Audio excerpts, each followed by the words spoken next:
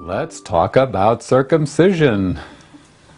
Cutting off 3/4 of the skin area of an infant's penis without his permission. Like, what kind of human rights violation could top that? I think it's the largest human rights violation on the planet. It's being done under medical excuses. North America, or actually specifically the US, Canada's rate is much lower, is the only developed nation besides South Korea that routinely circumcises neonates. It's a religious right for Muslims, Jews, and some Christians, though actually St. Paul recommended against circumcision. There's even a saying in Deuteronomy of, "Circumcise therefore the foreskins of your heart, and be ye no more stiff-necked." But it makes a lot more sense to open up your heart than to cut off 3/4 of the most sensitive nerve endings on your body. And the original Abraham's covenant with God only involved drawing blood or a nick. It didn't involve exposing the whole glands or the head of the penis. That occurred thousands of years later, around 100 AD, when a lot of Jewish men were competing as athletes in the Roman and Greek games, and they were done in the nude, and it was considered offensive to show your glands. So they had a little thing they tied on the foreskin to keep it from retracting.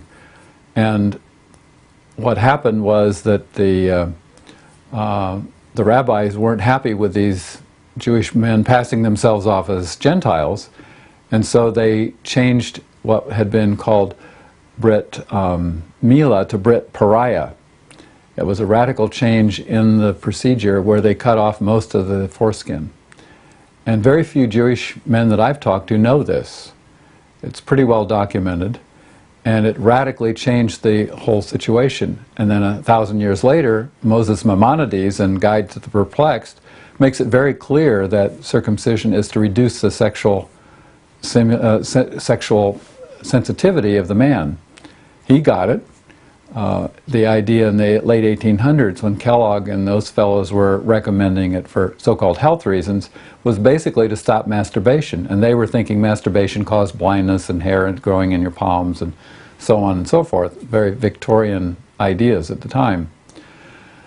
So we have a surgical procedure in search of a disease, and there have been about 100 different diseases connected with circumcision, all of which have failed to pass the test of time, from urinary tract infections, which still gets play. The fact is that they didn't control for premature retraction, and that's one of the biggest problems we have.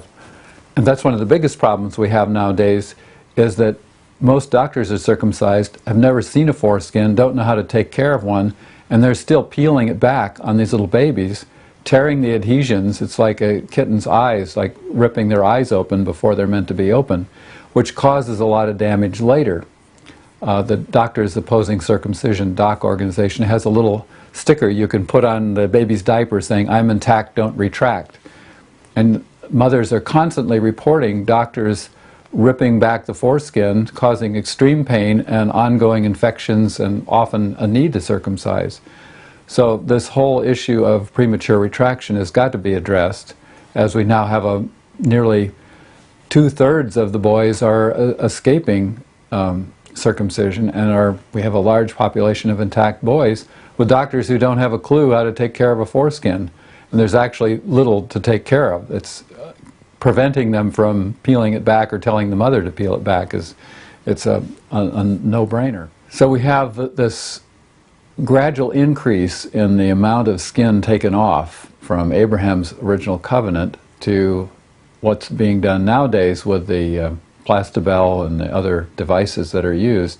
So we have a radically different surgical procedure going on, both medically and religiously, than what was originally planned. Circumcision is the only operation that's performed on a non-consenting child that has no medical reason. It defies all bioethical policies. It's grandfathered in out of ignorance and out of denial. largely by people who are themselves circumcised and don't want to address the issue of what did I lose. In my own case, I was in my 50s before I even noticed that it was a problem or could be a problem. Sure, I knew I was missing a piece of useless flap of skin, but you know, it was supposedly healthier and so forth. When I found out that 3/4 of the nerve endings were missing, and this was only recently discovered, only one study has been done comparing about 160 men in two groups, circumcised and intact, and found that the most sensitive part of the penis is the foreskin by miles. The least sensitive part is the glands, which is about as sensitive as the heel of your foot, and yet people still, from Johnson and Masters and Johnson's mythology, that there wasn't any difference and that the glands is the most sensitive.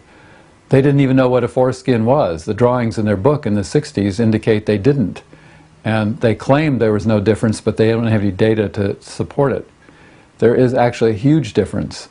And I hear many men say, well, I'm not missing anything, or I wouldn't want to be any more sensitive.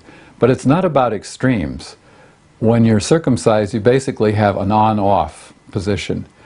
You either not excited or you ejaculate. There's a whole range in between. And I often say, why is it that women fake orgasm? And the answer is because men fake foreplay. Well, then why do men fake foreplay? They don't have the equipment to enjoy it. It's something they have to do to get the woman warmed up, but they're not getting any pleasure out of it because they've lost the equipment that would enjoy it. Someone's likened it to having a foreskin as like a second movement of a Sibelius symphony compared to the 1812 overture, you know, all the bang, bang, cannons and fireworks.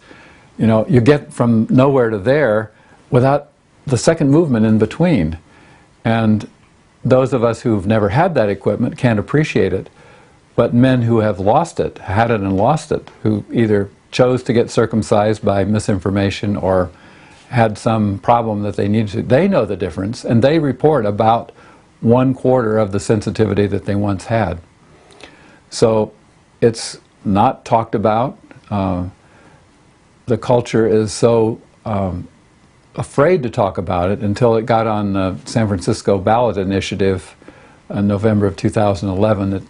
I'm filming this just before that. I don't think it's going to win, but it certainly got a lot of attention. It's on the table now in a way it's never been before. The San Francisco ballot initiative of making circumcision illegal in the city of San Francisco, which got enough signatures to make it on the ballot and now has aroused the ire of all kinds of organizations who see it as a threat. The likelihood of its passing isn't very great, but it's put the issue on the table and in the public eye in a way it never has before.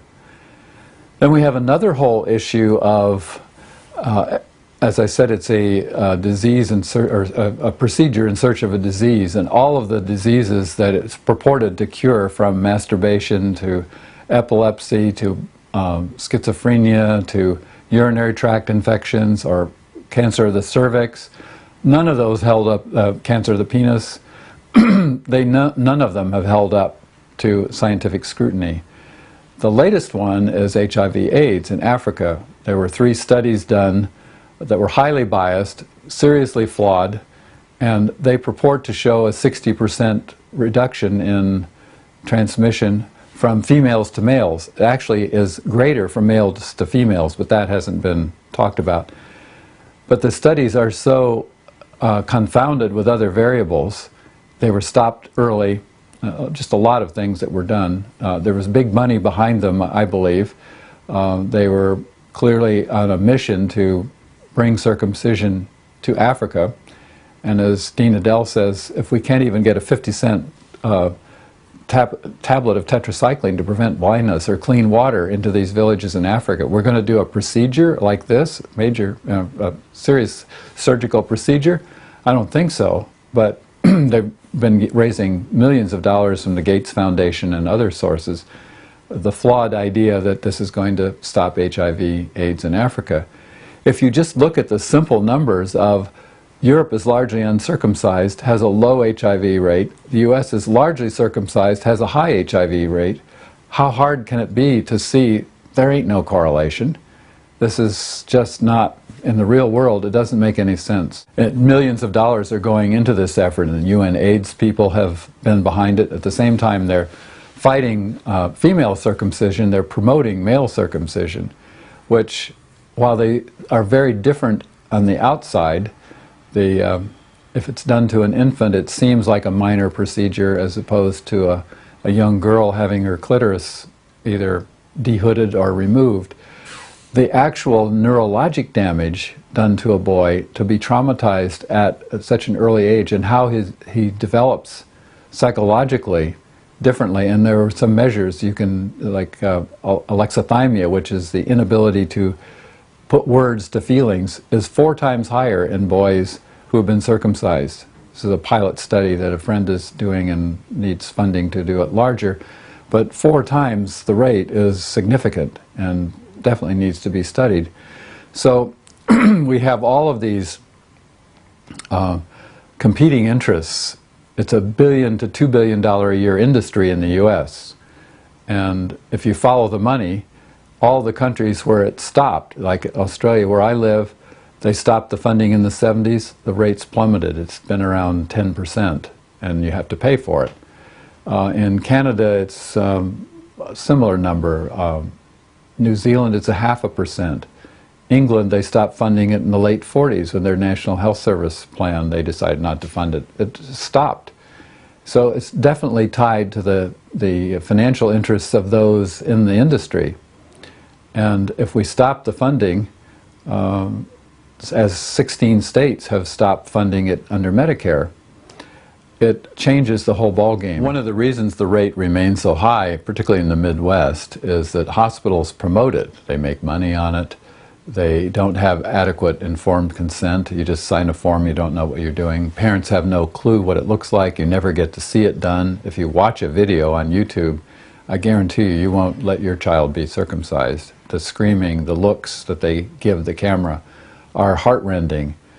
And so, as my friend Marilyn Milo says, babies are born perfect, let's keep them that way, or bring the whole baby home if you have a hospital birth. We have a perfectly designed genital structure, the foreskin, and cutting it off is, to me, a major violation of boys' human rights.